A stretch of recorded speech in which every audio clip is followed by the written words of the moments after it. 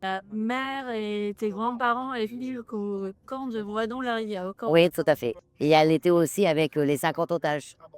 Elle avait 12 ans à cette époque-là et celui qui s'est fait mitrailler avait aussi 12 ans et elle l'a vu se faire tuer, en fait, se faire mitrailler.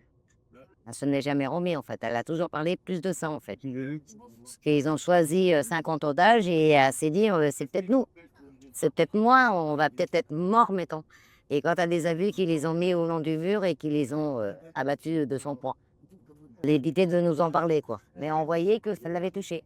Elle a dit que c'était très dur, ils avaient froid, ils avaient rien, ils prenaient les gilets, ils coupaient, ou les tricots, pour se faire des chaussettes, parce qu'ils avaient rien du tout, en fait. Mais ils avaient une pomme de terre qu'ils partageaient. Ils étaient beaucoup et ils partageaient une pomme de terre, un bout de pain. L'enfant de ma tante qui a péri là-bas, parce qu'ils n'avaient pas aussi de rations.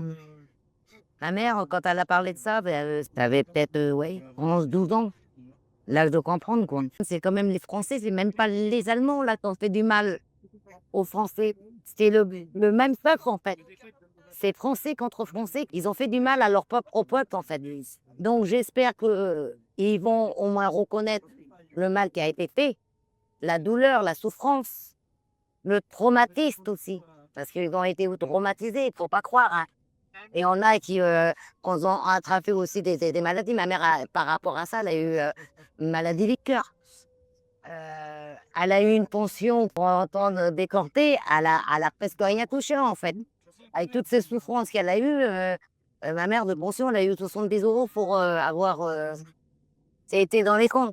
Il n'y a pas eu de reconnaissance. Et au jour d'aujourd'hui, on est toujours maltraités, en fait.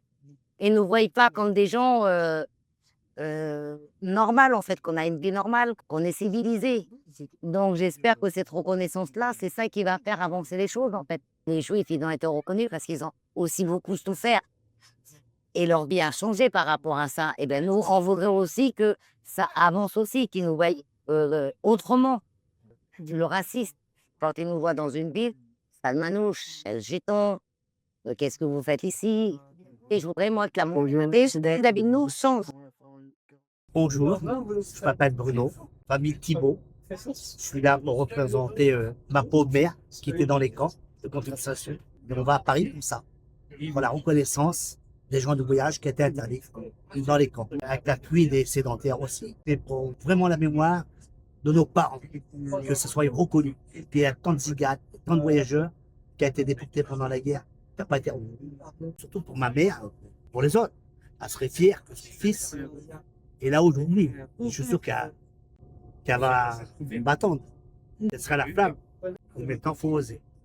Oser d'en parler. Ouais, bah oui. Que les grands monde là, au niveau du Sénat, tout ça, nous appuient aussi pour que la loi passe, que les gens de voyage, les tziganes, soient reconnus. Et là, ben, ce sera une grande fête Ouais. pour tout le monde. Et j'espère que la loi va passer. Nous aussi. Et j'espère qu'il y aura d'autres gens qui vont continuer à aider, comme le prêtre Christophe qui le fait là. Il y a d'autres gens qui viendront le rejoindre. Le jour que je serai en retraite, je voudrais bien aider aussi. Bah, merci beaucoup. Je suis heureuse d'être là pour nos anciens, prouver que nous aussi on est là et qu'on honore leur mémoire. Et voilà, je suis aussi venue parler de ma belle-mère qui a été dans les camps de concentration pendant 2 ans, qui a énormément souffert avec ses frères et sa sœur. Chez les pommes de terre, il fallait les éplucher d'une façon convenable, assez fine, sinon ils étaient punis. Et au bout de 2 ans, elle rencontre un monsieur qui était boucher charcutier, sédentaire, qui a réussi à les faire sortir pour les faire travailler avec eux. Grâce à ça, elle a pu sortir de ce camp de concentration. Il faut pas que ça recommence, des souffrances pareilles, parce que notre niveau de vie peut déplaire, mais c'est notre liberté, notre choix de vie.